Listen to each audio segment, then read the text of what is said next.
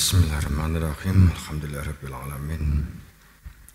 Wassalatu wassalamu ala sayyidina Muhammadin wa ala alihi wa ashabihi ajma'in. A'udzu billahi minasyaitonir rajim. Bismillahirrahmanirrahim. Sabbaha lillahi ma fis samawati wa ma fil ardh wa huwal azizul hakim. Ya ayyuhalladzina amanu lima taquluna ma la taf'alun. Kabura maqtan indallah an taqulu ma la taf'alun. Innallaha yuhibbul ladzina yuqatiluna fi sabilihi safan ka'annahum bunyanun marsus. Jamaah rahimakumullah, kakung semang putih ingkang menuju rahimakumullah, kakung semawana putri, baik yang di sini majelis dan juga mungkin online, semuanya yang berbahagia rahimakumullah. Semoga kita dalam ridhonya, dalam ampunannya, dan kita juga selalu direksa, dijogo dari semua bentuk gangguan, fitnah, dan penyakit.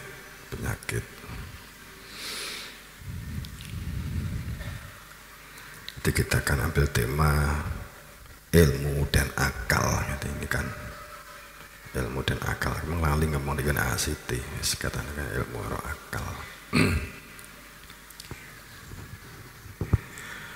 Kalau kita berbicara pada saat di dalam sebuah hadis Abu Hurairah di hadis 145 di buku hadis, jadi kitabnya, bahwa bada al-Islam ghoriba wa sayaudu kama bada an ghoriba fatuba lil ghuraba, bahwa awal pada saat Islam itu hadir itu adalah asing, dianggap asing, sesuatu yang asing, sesuatu yang aneh, sesuatu yang tidak pada umumnya, tidak seperti kebiasaan beragama yang telah ada pada saat di zaman Kanjeng Nabi Muhammad. Peristiwa yang terulang. Kemudian kama bada'an ghuriba fatuba lil ghuraba, pada saat akan kembali muncul menjadi sebuah ajaran kenabian Islam dalam pengertian selamat, itu juga akan asing, seperti pada saat peristiwa Ashabul Kahfi. Pada saat peristiwa Ashabul Kahfi selama 350 tahun bersembunyi ajaran atau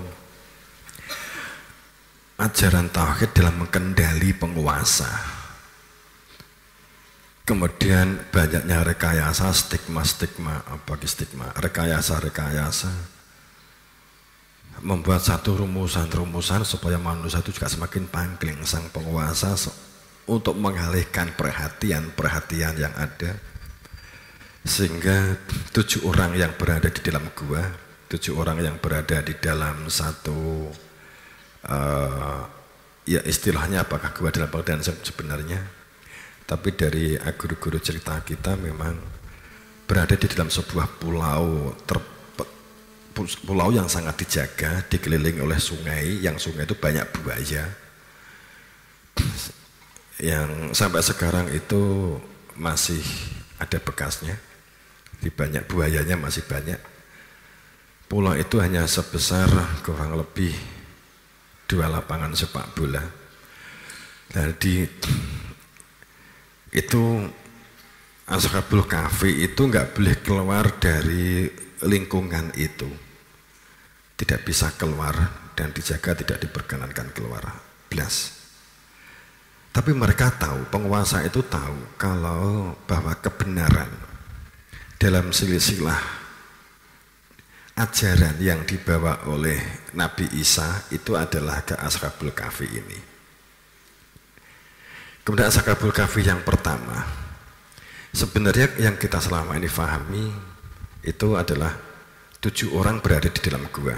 Tapi kalau dari guru kita itu 7 orang itu adalah sebenarnya silsilah. Ashabul Kahfi 1, Ashabul Kahfi 2, Ashabul Kahfi 3, 4, 5, 6, 7 itu adalah selama 350-an tahun kurang lebih. Penguasanya hebat dalam mengendalikan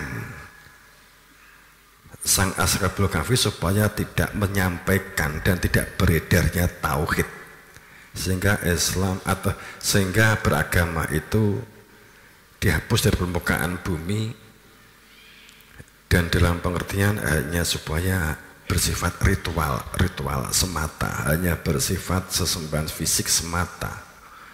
Kemudian yang mengenai batin, mengenai adina tauhid ini yang ditutup sedemikian rupa.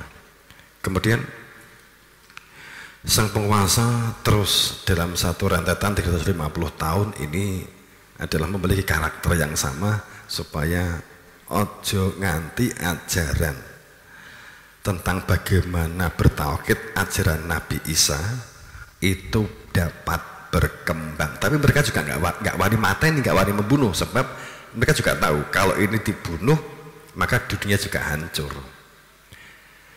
Maka pada saat Ashabul 1 kemudian dia mulai sakit, biasanya kemudian mengirimkan pelayan untuk melayani Ashabul Kahfi yang pertama tadi itu ditunggoni, dan ini akhirnya diberi ilmu, dan ini yang melanjutkan. Begitu seterusnya sampai ke-7. Kemudian pada saat yang ke-7 itu ada konon akhirnya kerajaan ini takluk atau kalah. Ada perubahan, dibuka, sehingga sang Kahfi ini bisa keluar dari kerajaan, bisa keluar. Pada saat sang Kahfi ini keluar, dibukalah gua itu, kemudian ingin mengetahui sebenarnya berada di dalam gua tidur itu telah berapa tahun. Kemudian ketepatan masih nyimpen duit kan gitu kan, nyimpan duit. Tidur itu dalam pengertian tidak bisa mengembangkan ilmu, tidak bisa mengembangkan ajaran, tidak bisa menyampaikan, hanya berkutat di pulau itu, makan tidur begitu aja. Kalau mereka nggak makan tidur seperti kita ya, mungkin banyak melek gitu. Wong bidane wong biyen kalau saat kita kan di situ. Kalau orang dulu itu kan poso dan melek itu adalah menjadi bagian dari ya poso melek podo yang mungkin ya. Cuma kalau mereka tuh melek sidik, tidurnya sedikit dan makan juga sedikit. Kita kan dibalik, sedikit makan. Kalau dulu kan makannya sedikit, itu kan bedanya dengan kita. Tapi kan nggak apa-apa, saya penting derajat wali ini podo karepe ya.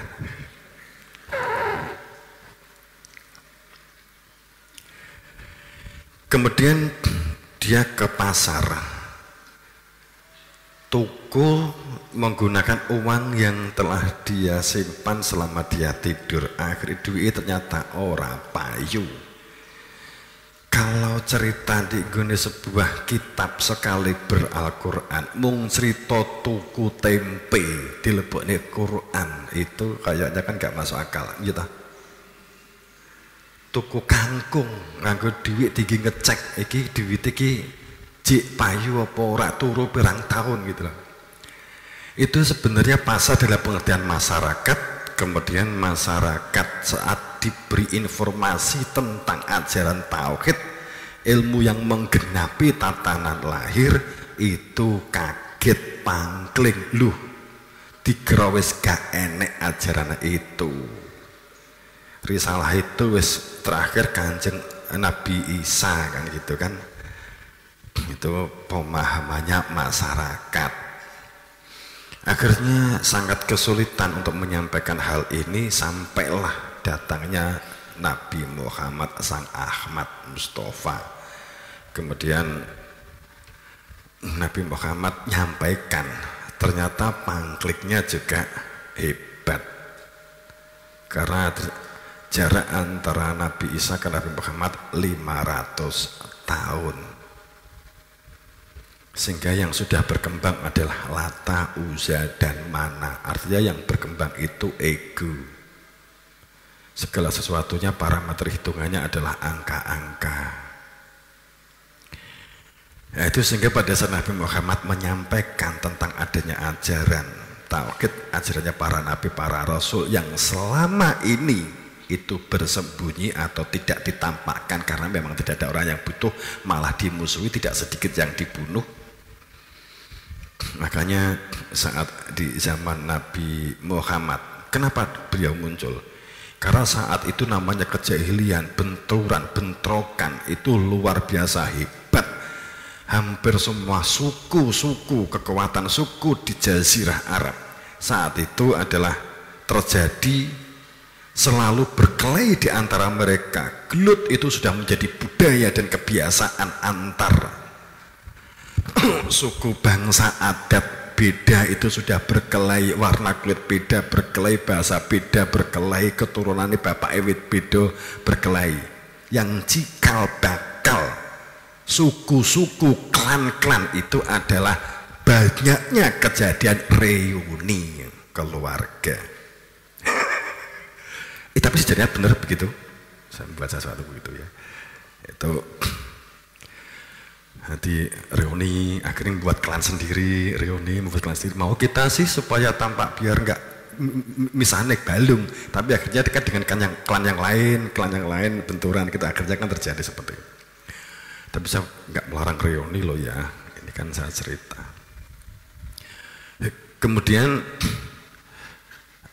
sampai ada satu peristiwa, setiap gerbang masuk di setiap suku itu dipasangi, digambari patung, membuat patung 3, bapak, ibu, anak. Setiap kali warga masyarakat itu masuk kampung itu wajib balang bandem patung itu sambil mengumpat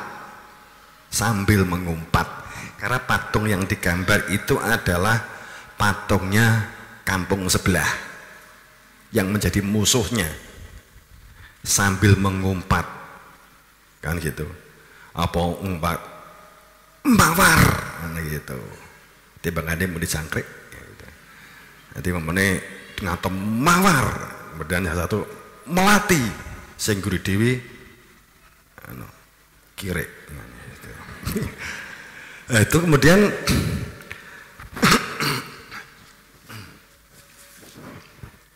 diislamkan sama Kanjeng Nabi melalui ada haji, balang, jumroh, ulah, jumrah sani, jumrah akobah. Itu kemudian muncullah dalam peristiwa haji untuk menghilangkan segala bentuk penyakit hati, dendam, iri, dengki, dan seterusnya. Itu ada saat peristiwa karena dombalangi jumroh, balangi musuh sampai supaya membekas melekat, ini nanti digambarke menghantam balang patung itu. Makanya saat itu Islam datang dianggap asing, maka nanti akan kembali juga dianggap asing kembali. Karena kalau selama ini sepertinya kesan dan pesan yang kita terima, yang kita rekam dalam beragama kita adalah khayalan. Maaf, mungkin terus ngono ya. Jadi gini, kalau ini tadi selama ini sepertinya kesan dan pesan yang terekam dalam beragama kita adalah khayalan dan mimpi. Bagi sinetron, koyok sinetron ning tanpa enek seri nih, nggak terputus. Dan itu berlanjut dari generasi ke generasi, dan ini entah sampai kapan channelnya ini diganti diganti mungkin dengan sunatul awalin atau diganti dengan kesadaran. Kijane kan sampai saat ini kan urung ganti. Jadi tanpa sutradara sudah menggelinding menjadi sebuah sinetron, atau sutradarane itu adalah dengan kalimat setiap dari diri kita asal wis nganggo kopiah, nganggo sarung, iso ngaji, kemudian kita labeli, dibolehkan ijtihad membuat keputusan. Nek banyak diarani konspirasi, kan gitu toh? Itu maka melalui ijtihad, melalui pendapat, melalui makalah, tafsiran-tafsiran. Sebenarnya ijtihad itu seperti apa sih? Orang-orang yang berjihad. Jadi kowe iki nek nek ijtihad, kalau kamu seandainya zaman Nabi itu mesti nganggo ijtihad. Walaupun Nabi masih sugeng. Kowe iki arepe mangan lawuh tempe apa lawuh tahu, kan gitu toh? Itu loh ya. Nek kabeh matur arepe maem matur. Kanjeng Nabi kula niki tempe napa tahu. Ya kebangetan toh. Ijtihad toh gitu loh ya. Kowe iki mangan niatmu itu memperhawa nafsu, ora nggih ngumbar nafsu, begitu loh ya. Itu ijtihad. Ora kok kemudian sholat diijtihati. Ini rokok haram atau halal diijtihati. Mobil disepakati ijtihad. Iki mobilnya kena tinggi haji. Itu ijtihad fikih. Yang dimaksud ijtihad itu ada perilaku mahdoh, ghairu mahdoh.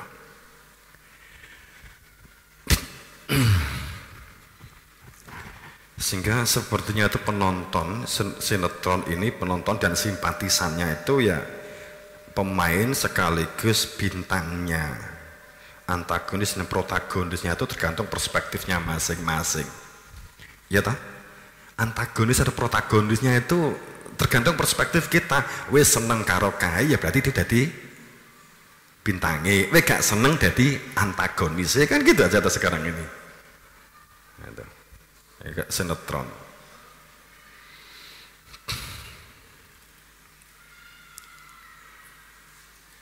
Jadi beragama kita itu sepertinya selama ini berhenti pada anggapan, hanya berhenti pada yang disakralkan, kemudian itu sebagai ritualitas agama. Jadi yang biasanya itu diberlakukan kepada anak kecil supaya dia mau belajar diiming-iming permen karet, supaya dia itu mau sekolah diiming-iming coklat, supaya dia itu mau poso diiming-iming duit 2.000, kan gitu toh. Ya, beragama kita kan itu. Kita sholat diiming-iming, nek wis gede mosok permen coklat, yo diganti widodari. Ya gitu. Ngantisipasi gak seneng widodari, susu madu. Gak seneng karo widodari susu madu, ganti apa? Minuman keras yang yang enaknya seperti minuman keras di dunia, ya, seperti anggur yang memabukkan di dunia, ning ora memabukkan 70 kali nikmatnya anggur yang paling memabukkan, nutritan. Itu.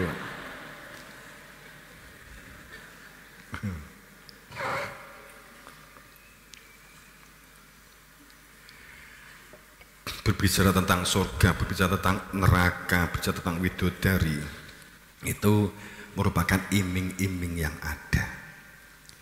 Sehingga kita beragama itu sepertinya hanya sebuah legenda dan sejarah masa lalu, tidak memiliki dampak konteks kehidupan, tidak konteks.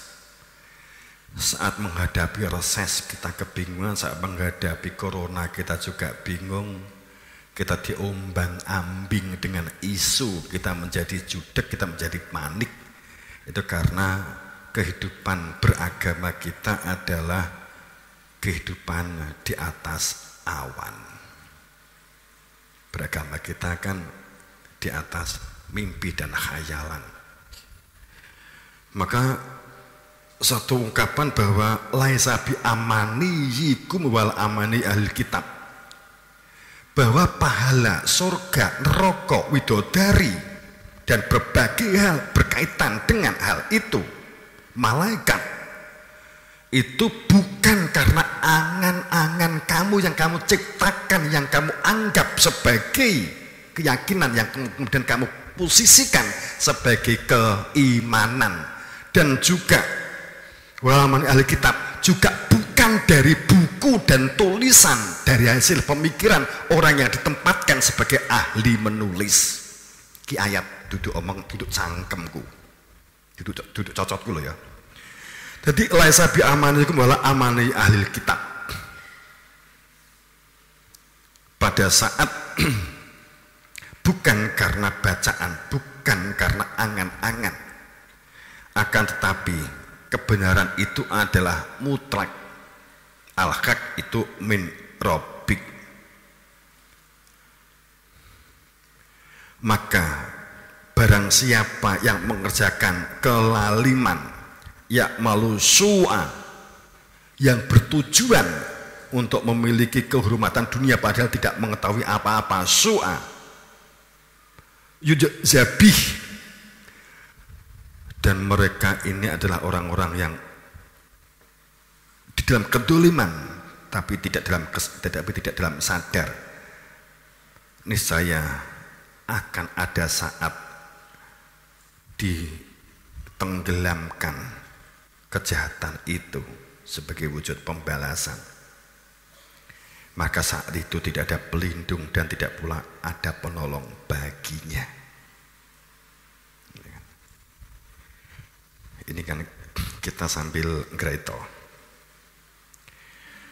Sehingga banyak manusia yang beranggapan, kemudian anggapan itu diyakini, kemudian yakin ini dipercaya, setelah dipercaya diimani, wa qalu lan tamassanan nar ila ayyama ma'dudat. Aku engko pokoke sing penting di donya wis muni la ilaha illallah, nek mati ndek neraka mung sediluk. Kan ngono ayate. Wa qalu lan tamassanan nar, kami sekali-kali tidak akan disentuh oleh api neraka kecuali hanya senyuk, hanya beberapa hari saja. Permasalahan intinya adalah kul attaqattum indallah ahdan falan yukhlifallah ahdah. Apa sudahkah kamu menerima janji, ikatan dari Allah, sehingga kamu mendengar sendiri bahwa kamu memperoleh kalimat wengko ndek neraka mung sak diluk, hanya beberapa hari saja. Sehingga karena kamu telah bertatap muka dengan Allah dan membuat janji kepada kamu, sehingga kamu kemudian mengatakan kepada orang lain, mengatakan bahwa hanya di neraka hanya beberapa hari saja. Bala man kasaba, orang ngono. Ini bahasa aluse, nek bahasane Surabayan. Cok, itu. Bala, itu. Jangkrik orang ngono, Bala itu begitu. Bala man kasaba, jangkrik orang ngono, ngawur kowe iki kan itu. Nek bahasane cilik-cilik bahasa ketane. Man kasaba, orang ngono. Orang itu kalau dia itu tidak mengetahui pintu pulang itu disebut dosa, itu dikarenakan dikungkung oleh ego dan nafsunya. Maka barang siapa yang berbuat dosa, ia diliputi oleh dosanya. Maka saat dia meninggal dunia, abadi abadan dan kekal di dalamnya. Hum fiha khalidun. Ini ayatnya. Piye jajal iki. Jadi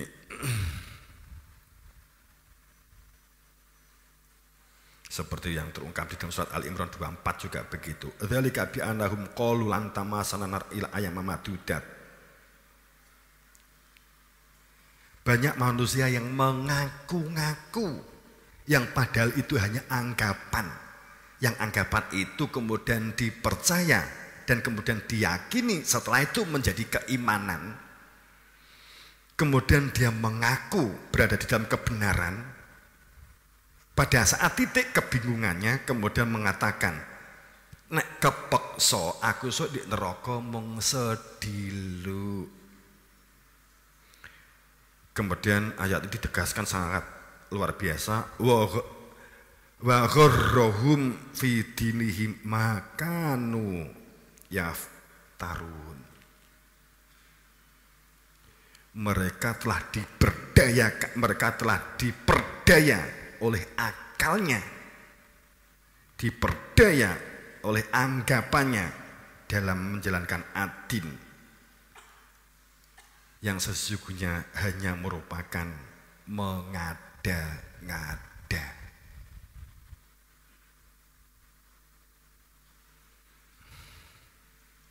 Dan itu manusia sesungguhnya hari bangkit itu pasti terjadi. Maka ingatlah hari kebangkitan itu. Saat telah meninggal dunia kamu tidak akan pernah bisa kembali abadi abadan. Ya Yohanes, taqu rabbakum inna zalzalatas sa'ah syai'un 'adzim. Jadi itu yang kita katakan, sepertinya beragama kita selama ini adalah memberi kesan. Agama kita memberi kesan bahwa sing berpahala hanya sholat, poso, zakat, gaji, gitu toh ya. Kemudian nandur itu bukan agama, ngajar bukan agama. Sepertinya berkesan seperti itu. Ini kan masalahnya kan kita. Ini kesan yang kita terima. Sama nggak kesan ini? Sama. Kemudian sehingga iktikaf itu ada cerita, itu nek diuraikan enek ceritane kabeh. Iktikaf itu latar belakangnya apa? Enek ceritane, itu cerita poso, cerita Lailatul Qadar gitu. Itu cerita Lailatul Qadar. Tapi Lailatul Qadar itu bukan perkara nek entuk Lailatul Qadar kemudian suwukmu mandi, bukan ini. Karena selama ini orang tuh nek entuk Lailatul Qadar, ngenteni Lailatul Qadar itu tandane engko nek pancen entuk Lailatul Qadar itu duwe utange kesaur. Kan ngono. Nek enek kowe bingung duit, kemudian kamu punya piutang, duit di gone tanggamu, gone kancamu, kono roro sadar nyauri. Ini adalah Lailatul Qadar. Kowe entuk watu, kemudian watu kuwi mbok deleh di gone wong sing lumpuh, plek mari. Kan ngono. Kan gitu toh? Kowe entuk birang kuwi mbok sembelih di gone wong loro langsung mari. Langsung gak sambat neh. Kubur. Itu untuk Lailatul Qadar. Jadi Lailatul Qadar itu padha karo wong entuk jajan. Kowe iki mara nggone mara tuwamu, mara roro dikeki jajan. Gambir apa dikeki jajan cenil, kemudian mbok anggap Lailatul Qadar, gak sah petuk mara tuwamu. Kula sowan mara tuwa apa nyuwun cenil. Wes gak sambok petuki ra apa-apa, aku gak butuh kowe, butuhku cenil ngene gitu. Dadi wong Lailatul Qadar ki ngono kuwi. Apa enek sih wong iki sowan kemudian sing diparani jajane. Itu jenenge tamu sing kebangetan, kurang ngajar toh. Kowe mara di gone istana kono. Ngenteni. Nganti presidennya bingung enek tamu waduh-aduh, mbasa metu. Mboten Pak Jokowi kula namung betah jajanipun niki mawon. Iso digemplang karo piring kowe. Sing dadi tentrem iki duduk jajane toh, sing dadi tentrem kan hu-nya itu. Hu itu dia itu barang hidup. Innahu itu duduk jajan. Sesungguhnya dia itu duduk jajan itu. Hu itu ndomir itu dia itu barang hidup, sesuatu yang hidup di dalam hati. Orang ketiga tunggal kalau kita menyebut dia yang membuat jajan, dia yang nikah, dia yang berjalan, dia itu manusia. Apa ya kemudian dia itu buku, dia itu kursi. Nek gunakan watu, inahu bukan gunakan hu, tapi inadzalik. Kan itu. Tak turun ke kuwian gitu kan. Atau inna hajaru, namanya kan begitu, inna hajar, bahwa tak duk ke watu.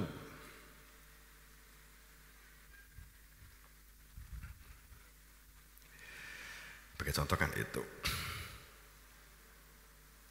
Jadi apa sih sebenarnya itu dari apakah benar iming-iming dan seterusnya dan seterusnya. Saya enggak, ini kan sudah sering kita ulang nanti di lain waktu untuk mengingatkan kembali aja. Tapi yang jelas bahwa kita terjebak dengan satu terperdaya dengan ini. Kesan kita kan terperdaya gitu. Sehingga kita sholatnya tertib, korupsi ini tertib, sholatnya tertib, ngelok ke yang lain tertib. Padahal sering saya sampaikan bahwa yang namanya tatanan mahdoh, syariat yang bersifat mahdoh, sholat, puasa, zakat itu pembentuk kepribadian supaya dapat diterapkan dalam kehidupan sehari-hari, itu menjadi manusia yang baik, supaya melakukan filal khairat, gerakan-gerakan kebaikan. Jadi menjadi tidak masuk akal, lucu, aneh pada saat orang sholatnya tertib, tapi bar sholat seneng misuh, ngelokke kancane, ngelokke orang lain, bid'ahke, itu menjadi adalah aneh, ajaib. Kemudian orang poso merasa menjadi orang yang paling suci. Kemudian orang sing gak poso, sing gak gelem sholat, itu dilok-lok nih, gak gelem gabung, gak gelem komunikasi, pamannya kan begitu pada saat nggak mau bersosial, bermasyarakat.